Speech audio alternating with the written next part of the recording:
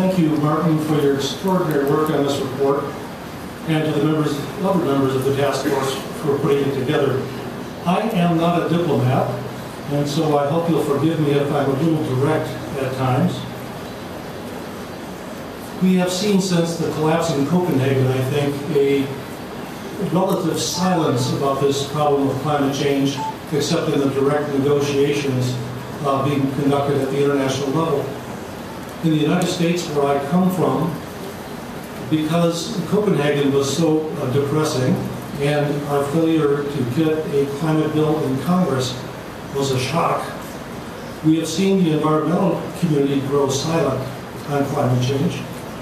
We have a presidential race underway this year. No one is pressing the candidates consistently to discuss global climate change.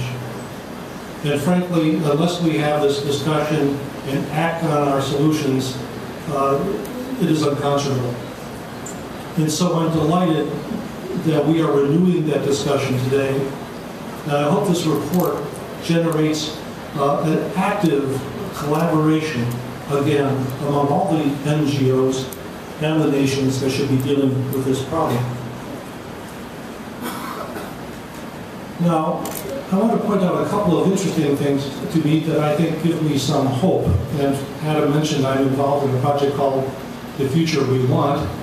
The implication of that phrase is that we still can have a future we want.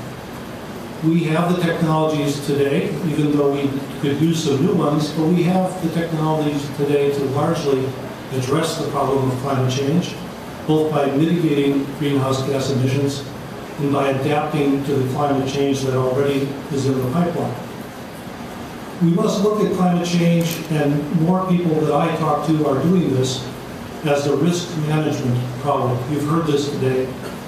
But the interesting thing about risk management as a framework for discussions is that even if you don't believe in the science, and by the way, the science is not a matter of belief, it's a matter of fact, but even if you don't trust the majority of the world's climate scientists, if there's the slightest chance they are correct, then it is our responsibility to our children, and it is the responsibility of public officials to manage that risk, to reduce that risk.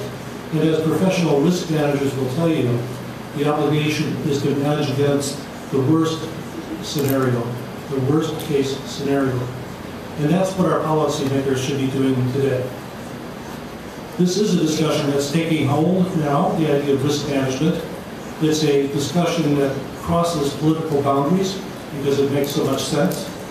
It's a discussion most of us can understand because we manage risks in our own life with insurance or putting on our seatbelts or whatever it might be.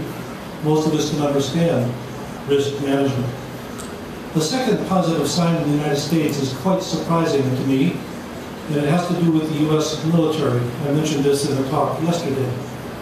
The U.S. military spends more money every year than all other nations combined. It is far and away the largest establishment of weapons and military forces in the world. But the U.S. Department of Defense, which is the department under which the Army and the Navy and the Marines and the Air Force all serve, has set a goal that by 2025, 25% of its energy will come from renewable resources. There have been discussions between the United States and the UK to set similar goals in the UK, and I understand recently there have been discussions about this in NATO. Think if we began to divert weapons spending to plowshares, figuratively speaking, a day when a solar collector becomes as important to national security as a rifle. Think of that day and how much capital could be put into these technologies. And in fact, I think it's possible that if we see our governments and our military make these kinds of commitment to more peaceful technologies, that we will see private capital come from the sidelines and begin to invest, and we will see economies of manufacturing scale that will lower the price of these technologies so that they are more accessible to all of us. Now, the military's understanding of sustainability as a national security strategy has gone even farther. And I want to quote for you a passage from the 2010 National Security Strategy, which is the United States overall security strategy from the White House. It says our diplomacy and development capabilities must help prevent conflict, spur economic growth, strengthen weak and failing states, lift people out of poverty, combat climate change, and strengthen institutions of democratic governance. This is quite a sea change for the military, because what it is saying is that it's no longer sufficient for our security to try to contain foreign threats, which was the Cold War strategy. Now the path to security is sustainable development. And that's quite a remarkable thing, I think.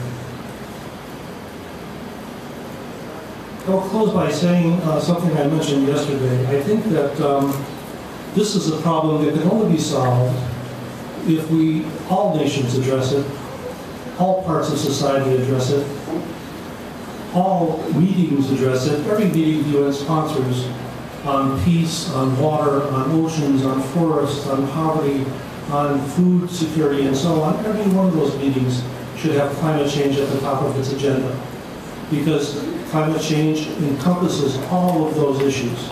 It is the mother of sustainability issues.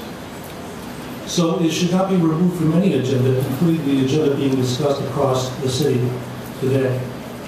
But it's an issue that we all must work on together.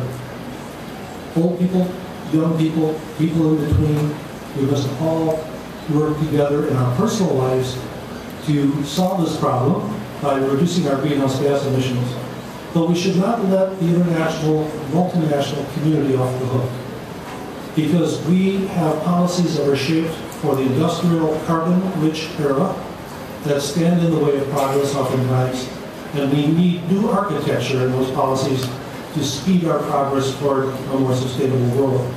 So press your leaders to act, to reshape policies, to reinvent them, to transform them, so that we can all live in a more sustainable world. Understand that the 6-degree scenario Martin described to you, which is quite a disturbing scenario, is one in which your children are likely to live, and their children are almost certainly to live. And so to a degree that I'm not sure ever existed before, our footprint is global, and the future is now. Thank you very much.